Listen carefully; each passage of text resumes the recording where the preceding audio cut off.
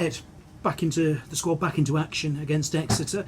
Not the result you'd have wanted, but how good was it to get back out there again? Yeah, I was obviously relieved. It's been a long 14 weeks, and you never really know how you're going to react until you're in the middle or in the heat of a game. So obviously delighted to be back for 20 minutes, but as you alluded to, yeah, disappointed with the result. On a personal level, though, how did you feel you did? Okay. I mean, probably more interested in how the team does. I would have sacrificed the 20 minutes for a win, I think. So obviously held up okay. Didn't have to come off, which is great. But yeah, look, you know, that disappointment not being able to get the team over the line. Obviously, there was a late rally. Can you use that this week away at London Irish? I think we've had to address a few things this week. One of them is discipline, is giving away the most penalties in the league at the moment. So that's something we've discussed this week. It's hurt us a lot. We've scored a lot of tries, but quite often the difference has been how many penalties and how many kickable penalties we give away. So rather than kind of how we did in the last 20, we actually had to have a chat about generally our discipline. And it's not like you're having loads of players sin-binned or sent off. It's not that sort of discipline, but presumably it's just, is it eagerness to do well almost? No, I think, looking back at the game, we have a certain way of defending, and sometimes we probably haven't made the right decision, which has led to those penalties. So I don't think a yellow card necessarily reflects whether it's a good or a bad decision.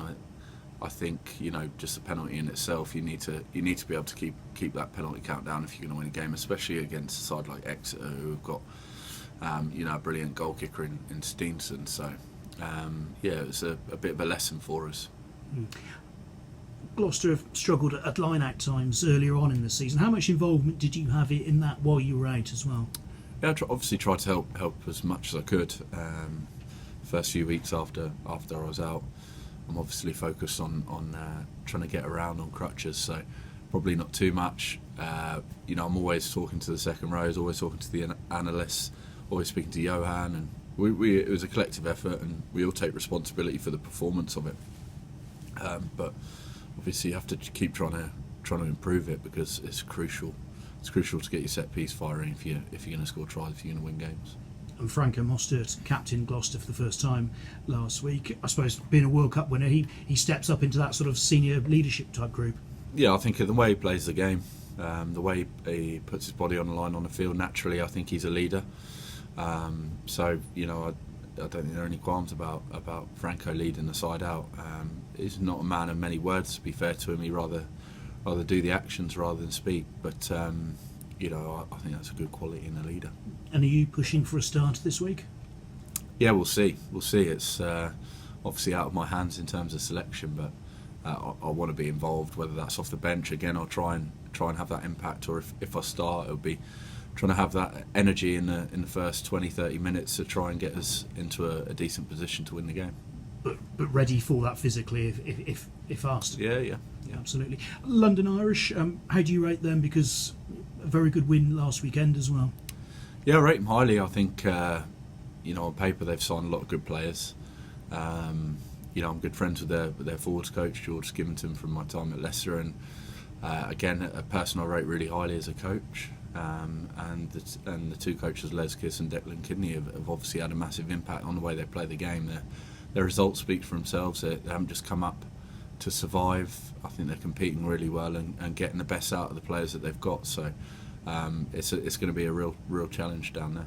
And with Saracens obviously going down this year, there's kind of no pressure on them. Is that almost a free hit for them for the rest of the season to just see how far they can go?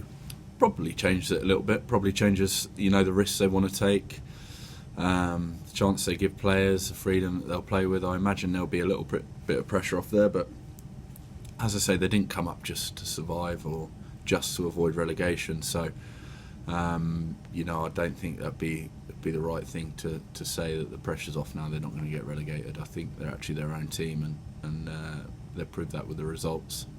And as someone who's been involved in teams that have timed their peak towards the end of the season when it counts, how much is there still to come from Gloucester? Because probably we haven't seen the best of Gloucester this season.